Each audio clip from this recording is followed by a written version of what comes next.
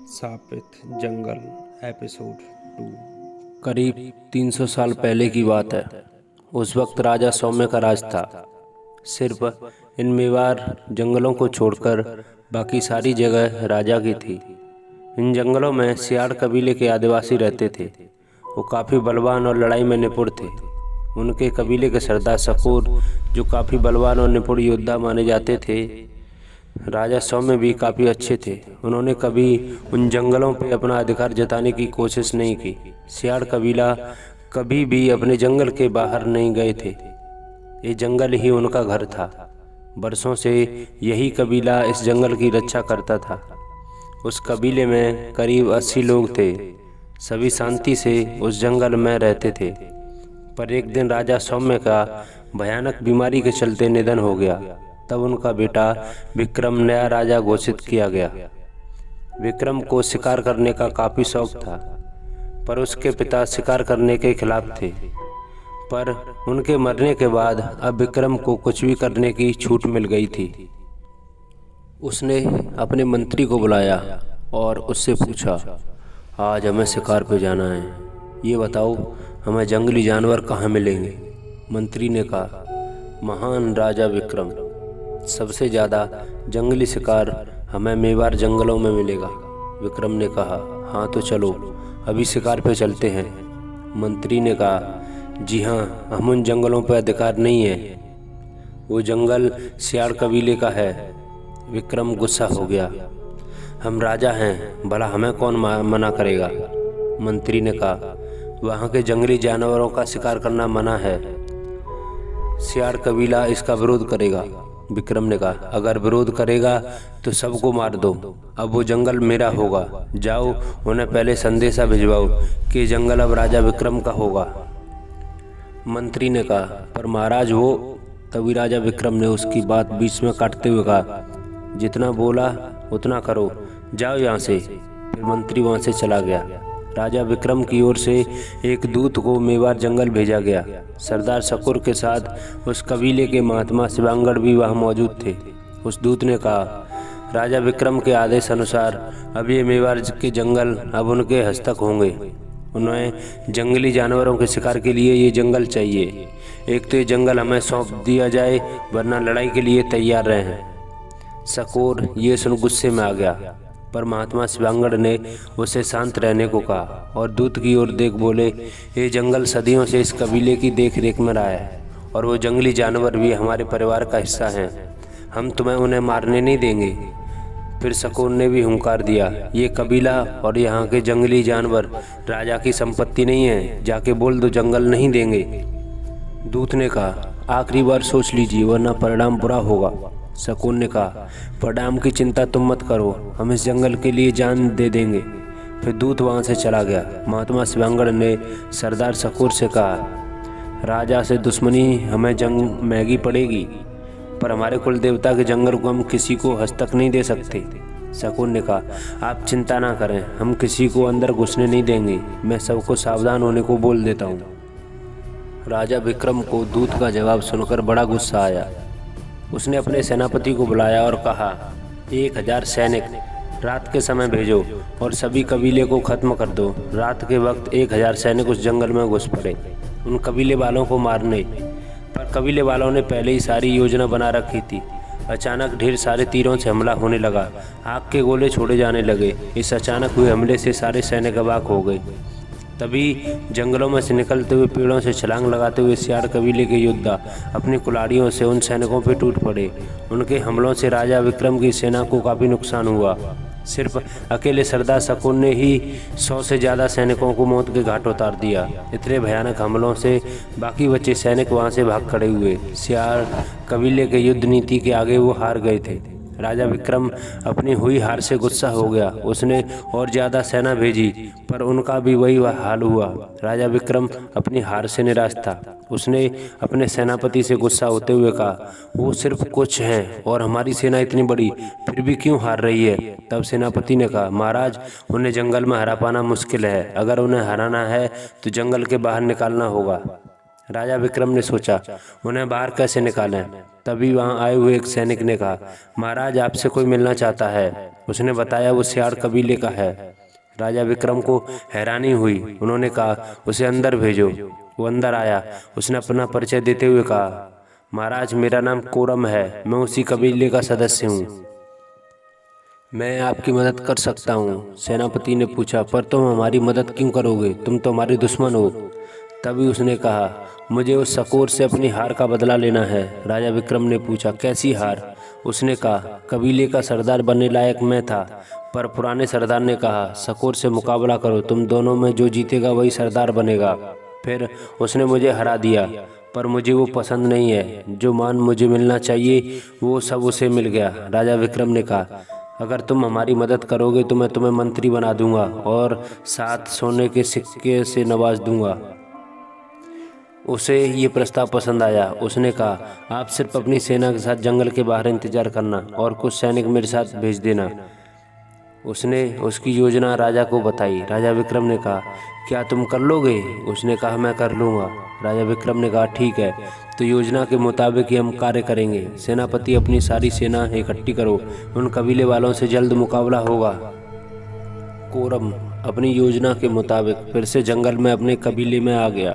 उसने देखा कबीले के सारे बच्चे एक जगह खेल रहे थे, उनमें सरदार शकोर का बेटा भी था। कोरम बच्चों के पास गया और उसने कहा, बच्चों मैंने जंगल में एक जगह देखी है जहाँ कई सारे फलों के पेड़ हैं, क्या तुम सभी मेरे साथ आओगे? सभी बच्चे फलों का नाम सुन खुश हो गए। वो उसके साथ चलने को राजी हो गए। कोरम उनको अपने साथ ले आया। उसने उन सही बच्चों को धोखे से राजा विक्रम के सैनिकों को सौंप दिया।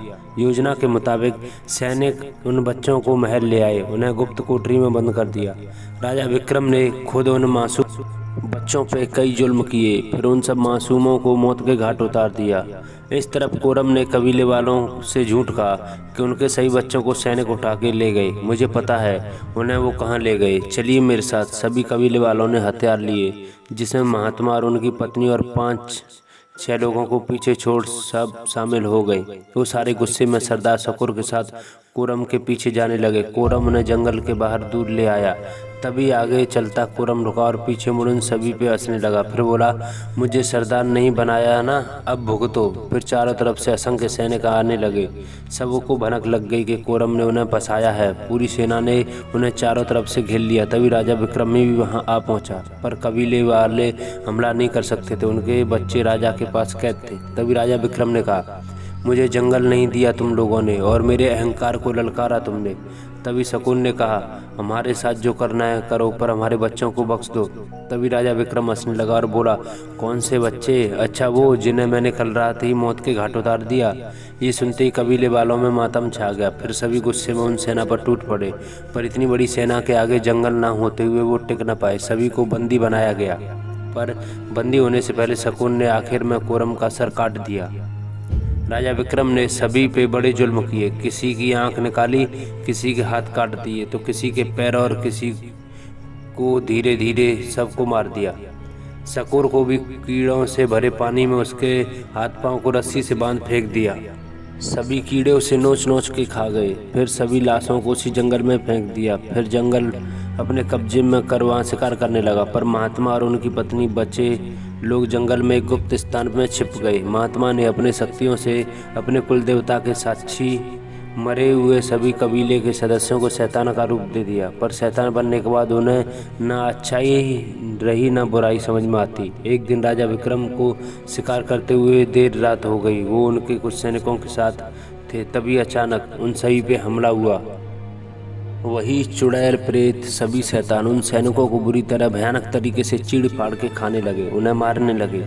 राजा विक्रम बुरी तरह डर गए। तभी उनके पीछे से आया हुआ कीड़ों का भयानक बवंडर उसके हर शरीर को नोचने लगा। भयानक तरीके से राजा विक्रम को नोच डाला। विक्रम की चीखें पूरे जंगल में गूंज उठी थी। वो मारा गया।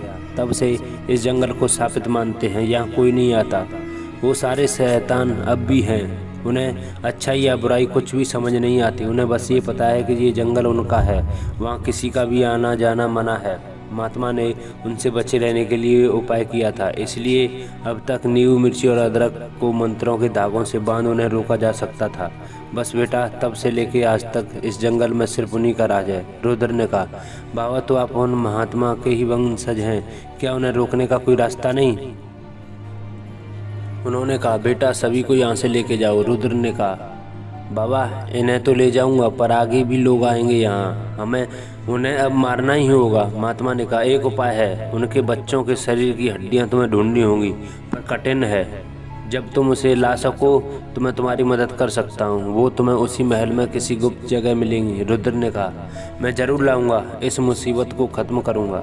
महल अब एक म्यूजियम बन चुका था, शहर के कुछ ही दूर वो स्थित था। रुद्र ने महात्मा से विदाई ली और कहा, मैं जल्द आपके पास आऊँगा। महात्मा ने भी कहा, भगवान तुम्हें रास्ता दिखाए बेटा।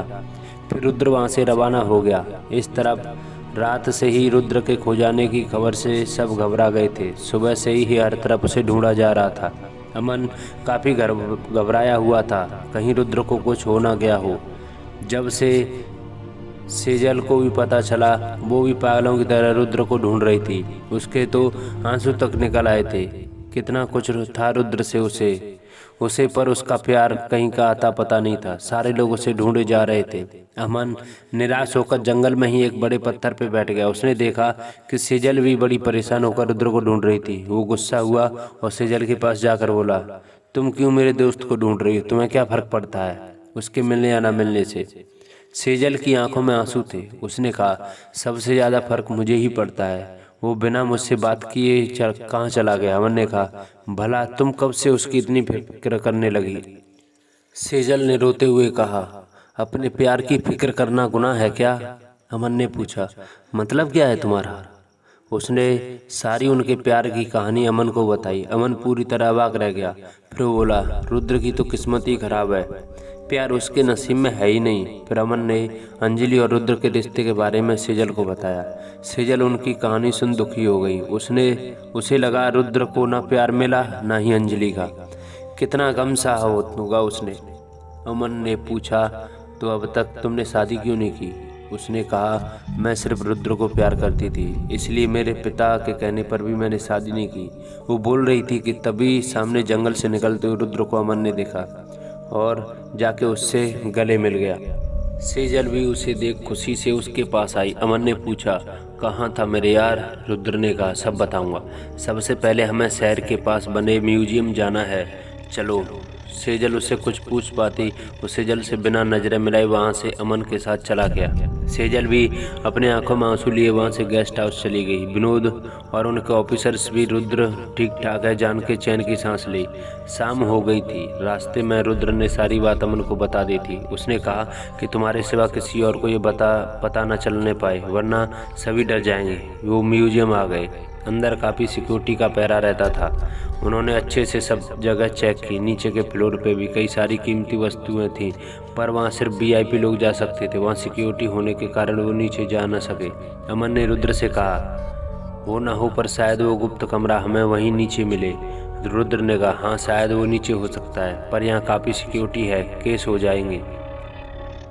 अमन ने कहा, ऊपरी अधिकारी से बात करनी पड़ेगी, उससे भी वक्त लगेगा। म्यूजियम बंद होने का वक्त हो गया है। तो अमन और रुद्र वापस अपनी जगह आने के लिए निकल पड़े। सेजल को कल होने वाली बिजनेस मीटिंग के लिए वापस शहर जाना था। रात हो चुकी थी। उसने अकेले ही शहर जाने का सोचा और अपनी कार लिए वहाँ से शहर के लिए निकल गई।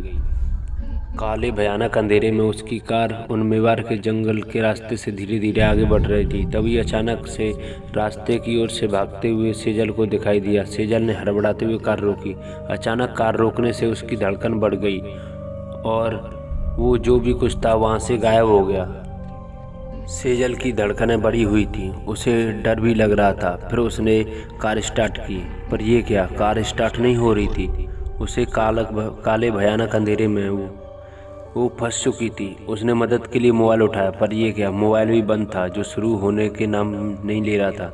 तभी अचानक धड़ाम करके आवाज़ आई। ऐसा लगा जैसे कि उसकी कार की छत पर हो। सेजल बहुत घबरा गई। तभी आसपास के पेड़ों से भयानक दिल दहलाने वाली आवाज़ें आने लगी। सेजल का बुरा हाल था। तभी एक एक करके वो सारे चुड़ैल प्रेत उसकी कार को घेर लिए। उन्हें सेजल के रोंगटे खड़े हो गए। सारे शैतान अंदर आने की कोशिश कर रहे थे। सेजल बुरी तरह चिल्ला रही थी, उसकी जान अब खतरे में थी। पर पीछे से आई हुई तेज हॉर्न की आवाज़ से सारे शैतान उस तरफ देखने लगे। वो रुद्र और अमन थे। अमन उन्हें देख डर गया। तभी रुद्र ने कहा, ये वही शैतानी टोली है, हमें सेजल को बचाना होगा। उन्होंने तेज कार उन शैतानों की तरफ चलाई। जैसे कार वहां पहुंची, रुद्र उसमें से उतरकर अपनी जेब से निकाले उस नींबू मिर्ची अदरक के मिश्रण वाले मंत्रों से धागे से बने उन शैतानों की तरफ धर दिए। वो सभी शैतान उसे देख घबरा के पीछे हट गए। उसने जल्दी से सेजल को बाहर निकाला और कार में बैठा दिया। अमन ने देर न करते हुए कार पूरी रफ्तार से चलाई। सारे शैतान उनके पीछे दौड़ने लगे, पर कार आगे निकल गई। सारे शैतान वापस जंगल में चले गए। कार रिसोर्ट की जगह पहुंच गई। सेजल बड़ी डरी हुई थी। रुद्र ने उससे कहा, अपने गेस्ट हाउस से बाहर मत निकलना। उसने पूछा, वो क्या था? रुद्र ने कहा, वही सबको मार रहे हैं। रुद्र ने अब तक की सारी बातें उसे बताई। फिर उसने कहा, ये बात किसी को मत बताना। सेजल ने उनसे कहा, क्या तुम आज रात मेरे साथ रुकोगे? रुद्र ने कहा, तुम्हें डर लग रहा है? अगर डर लग रहा है तो अपनी असिस्टेंट को यहाँ बुला लो, और बाहर सिक्योरिटी भी है, इसलिए मुझे नहीं रुकना यहाँ। सेजल ने पूछा, क्या तुम मुझे माफ़ कर पाओगे? रुद्र ने कहा, अब मेरा तुमसे कोई वास्ता नहीं है। फिर वो वहाँ से चला गया।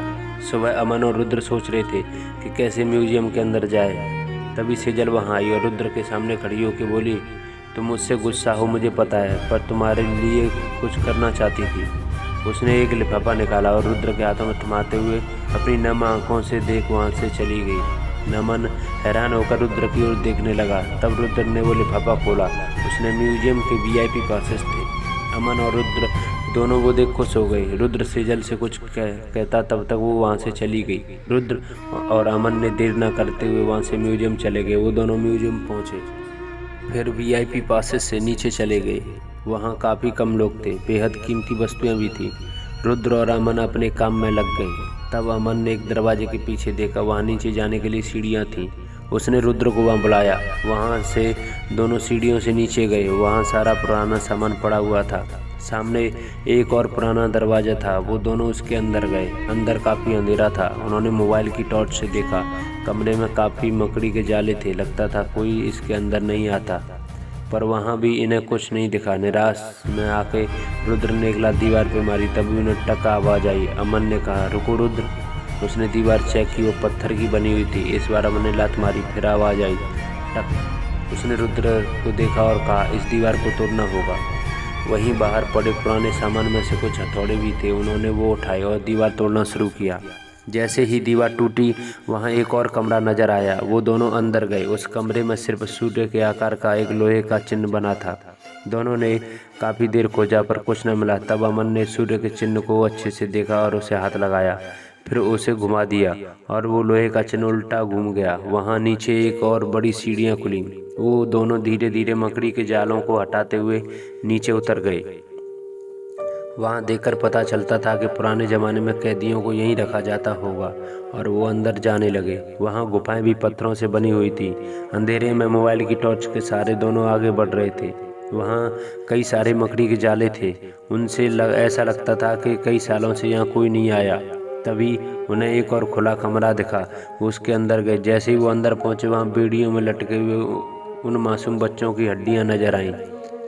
दोनों उन्हें देख सहम गए और उनकी आंखों में आंसू आ गए। रुद्र ने कहा, इन मासूमों को कितना दर्द दिया हो गया होगा। अमन ने भी कहा, हाँ रुद्र, बड़ी ही क्रूरता से उन बच्चों पर जुल्म किए गए होंगे।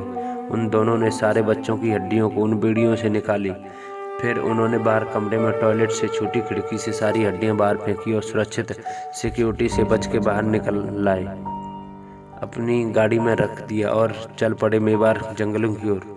रुद्र और अमन उन सारे बच्चों की हड्डियां लाके महात्मा के पास पहुंचे। महात्मा ने जैसे बताया उस हिसाब से उन्होंने जंगल के बीच एक मैदान में लकड़ियों को गोलाकार कुंड बना दिया। फिर सारी लकड़ियों पे नींबू मिर्ची अदरक के मिश्रण वाले मंत्रों वाले धागे से हर तरफ लटका दिए। फिर बीच में सारे मरे हुए बच्चों की हड्डियां लटकाई। सिर्फ एक तरफ से थोड़ी जगह खाली छोड़ दी ताकि शैतान अंदर जा सके।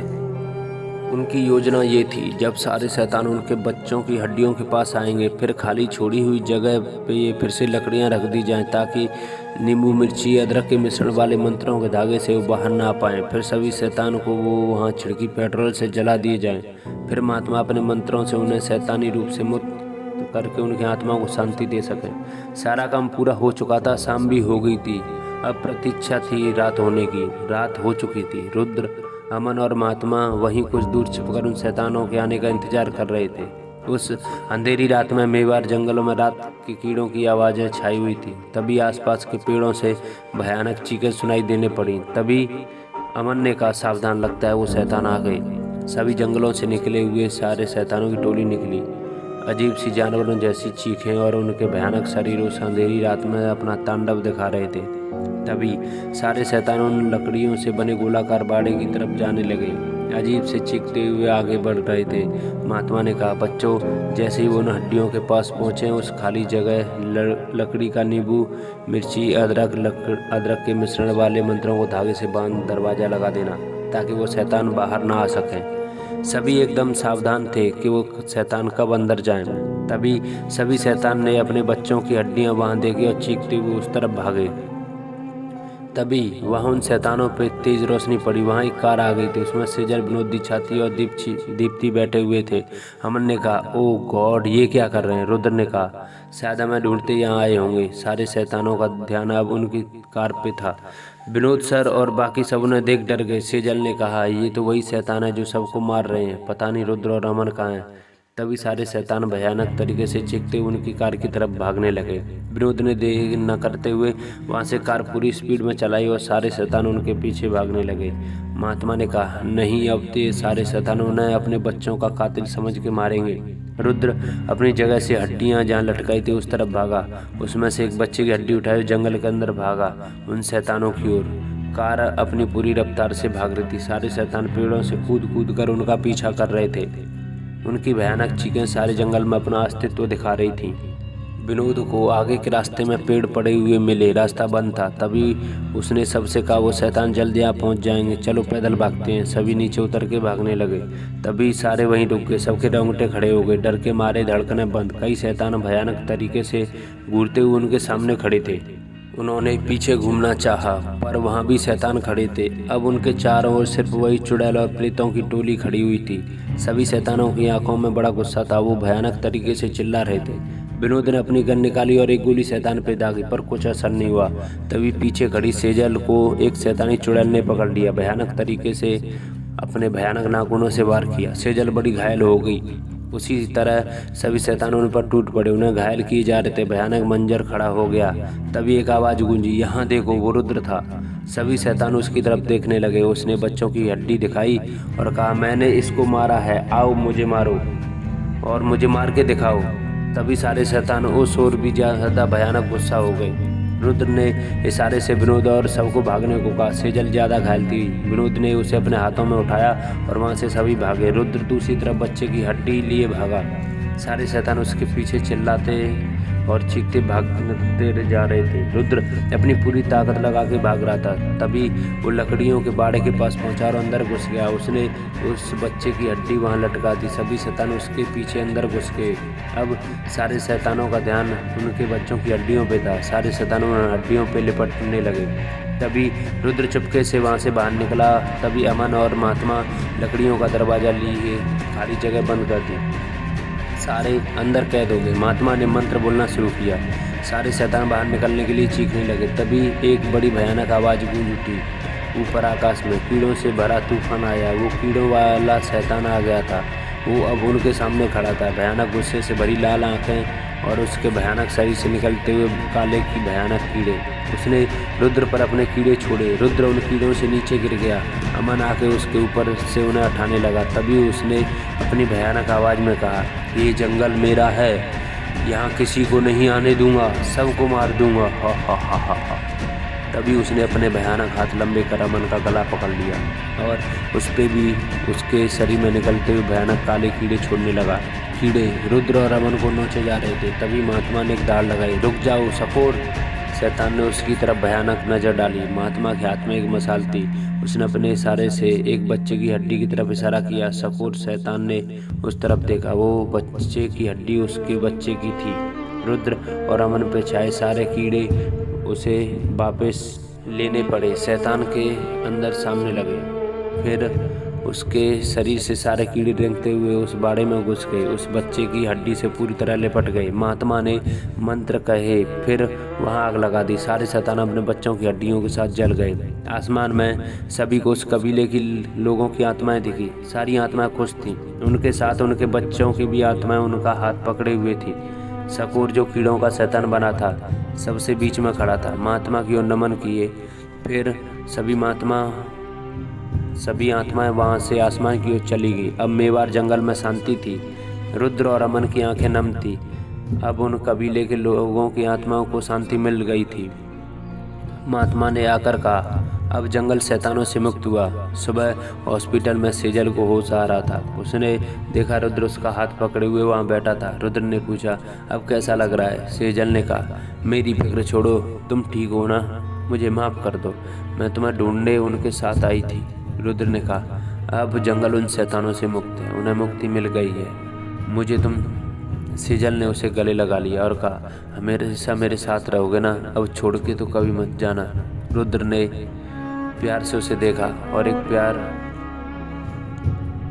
प्यार को खो चुका हूँ, अब तो मैं कैसे खो सकता हूँ? I love you Sejal. Sejal ने भी कहा, लव यू टू मेरे प्रिंस। फिर कुछ महीनों बाद उन्होंने शादी कर ली। खुशी से अपना जीवन बिताने लगे।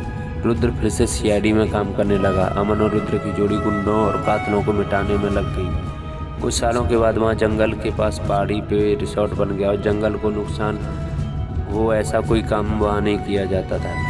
उसी समय बाहर सियाड़ कबीले के लोगों के स्टैचू बनाए गए। पूरे सम्मान के साथ उनकी गाथाएं वहाँ लिखी गई। आने वाले भी सभी टूरिस्ट उनके शौर्य और इस जंगल के प्रति अपने प्यार के लिए उनका गुणगान करते थे, ताकि हर कोई जंगल की रक्षा करे और उन्हें नुकसान न पहुँचा पाए।